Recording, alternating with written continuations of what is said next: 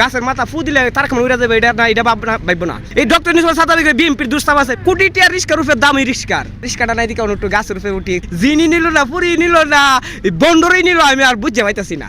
17 বছরের জিনিস 17 দিনে সমাধান হবে না। আমি এখানে আসছি, ফুল নিয়ে আসছি এখানে মাজারে, আমি ফুলটা দিয়ে একটু দোয়া করেছি যাতে আল্লাহ তাআলা তাকে দুজনকে বেশ নসিব করুক, জান্নাতবাসী করুক।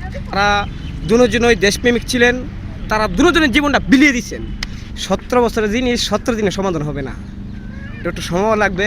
মাত্র আমাদের প্রধানমন্ত্রী আজকে আড়াই মাস চলে নাকি, তো আপনি মনে করতেছেন 17 বছরে 17 দিন পূর্ণ হবে না। এবং আমাদের নেতা যদি একটু ভালো করে এটা অন্যরা বন্ধ করে তোলে, কারণ ভালোটা বন্ধ করে আর যদি একটু মন্দ ফাতে এটা রক্ত করে তোলে। কামড়িটা যে তারেক রহমানকে কেমন বিধান্ত করা যায়, আমি একটু সাপ কথা বলে দিব, যারা তারেক রহমানে নিয়ে চিন্তা ভাবনা করছে ওই গাছের মাথা ফু দিলে তার কেমন উড়ে যাবে, এটা না, এটা ভাববো না। গাছের মাথা ফু দিলে হাসিনি ভালো লইলে 17 বছর ভিত্তিতে অনেক চেষ্টা করছে, জুলুম করছে, মানে উত্তর এটাই করছে। বিএনপি লোকেরা যারা নির্যাতিত হয়েছে তারা বাড়ি যেতে পারে নাই, বউ বাচ্চারা ঘুমাইতে পারে নাই, ঈদ করতে পারে নাই, একতালে ভাত খাইবো জামাইবো এটাও পারে নাই, কিন্তু হেস্ত হাসপাতালে চিকিৎসা নাই। তবু আপনারা হাসিনা রাষ্ট্রটা বলছিল তারেক রহমান তুই যদি বাড়াবাড়ি করছ তোর মাকে আবার জেলে ভরে দিব।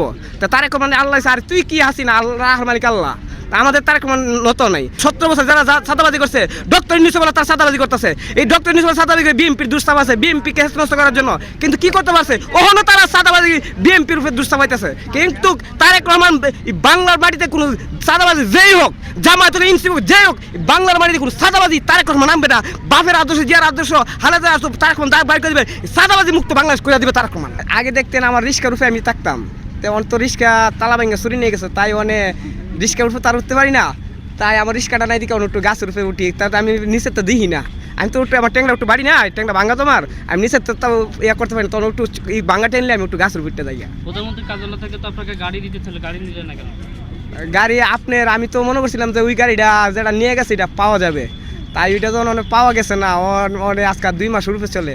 আমি চেষ্টা আমার আশা আছে এটা বাইরে না, বাইরেও তেল তো একটা কিছু করতে হবে। মনে করেন যে আমি একজন গরিব মানুষ, আপনি দিনমজুর শ্রমিক, হ্যাঁ, দিন মজুরা তো মনে করেন যে বয়ে থাকলে হাওয়ান চলবে না, কর্ম করতে হবে।